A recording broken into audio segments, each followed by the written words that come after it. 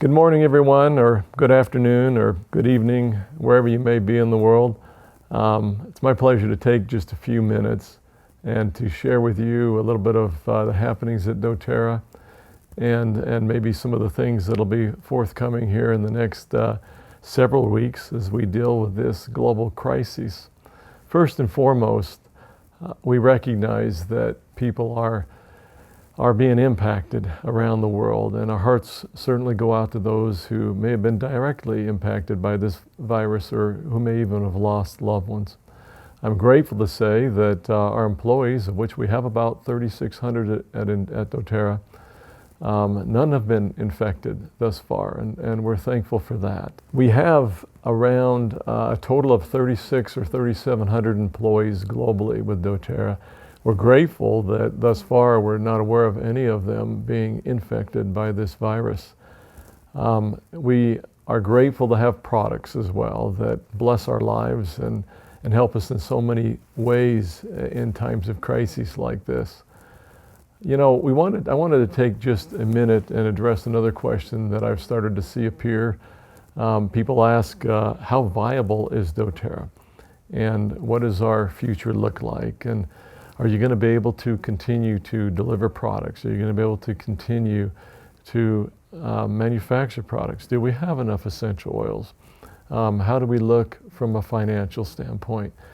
Just to summarize very, very quickly, from a financial perspective, doTERRA is probably one of the most conservative and solid companies that you'll find. We've been preparing for this sort of a crisis or any other sort of an event for many years. And we are prepared to absorb different kinds of trials and difficulties that might come from something like this.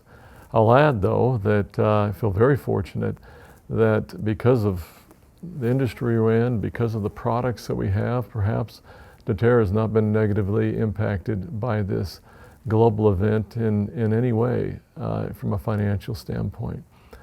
We are grateful for all of you and for the way that you continue to serve one another. Addressing our supply of essential oils, I think as all of you know, or many of you know, we have a most remarkable supply chain employing upwards of 160,000 people around the world in the growing, producing, and distilling of our essential oils in various countries. We feel a huge commitment to these people as well. But fortunately, we are not slowing at all. We have a significant supply of essential oils that we've been building over the years.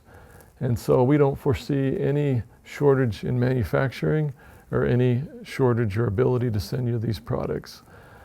As many of you are aware, doTERRA has a very powerful culture as well. This culture involves a number of things. It involves how we treat one another. It's built around building people and supporting people and growing people as well. We hope as we go through this crisis together that you will remember those around you. Remember to be kind, to be thoughtful, to be helpful. We can help in so many ways. We hope that you won't succumb to some of the fears that seem to be gripping many. I want you to know that at doTERRA we do not feel fearful. We feel very confident about the future. We're actually growing, and we expect to continue to grow in a significant way this year and in the years to come. One of the things we did immediately when we were faced with this crisis was to develop some teams. These teams have been operating in a fantastic manner. Corey Lindley oversees one of these teams that involves people from all different parts of the company, and they work to react and to pivot very quickly to changes that happen on a daily and sometimes even an hourly basis. So thankful for how well they've been able to do. Also, Emily Wright and many of our marketing people also are moving ahead and trying to produce as quickly as possible some fantastic online education. This is something you'll continue to see more and more of coming out. We've had to cancel almost all of our events around the world. and we're quickly learning to be better and more effective at during a virtual kind of a training and education. So expect to see a lot more of this. Looking to the future, as I said earlier, we feel very, very fortunate to have many of the products that we have, to have the kind of a company we have where we look out for one another, to have products that are even helpful and very, very useful in this type of a crisis. As we look to the future, we think it looks very bright. Looking at our Chinese offices and market alone, we've watched them go from a complete quarantine situation to today being back at work and really business as usual in their operations. And we think that much of the world will follow this as well.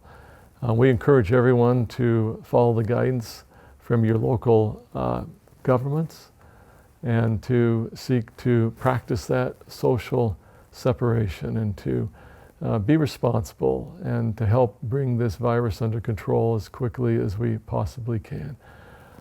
We look forward to seeing all of you again and being able to come out to where you are to visit you in your countries and in events around the world.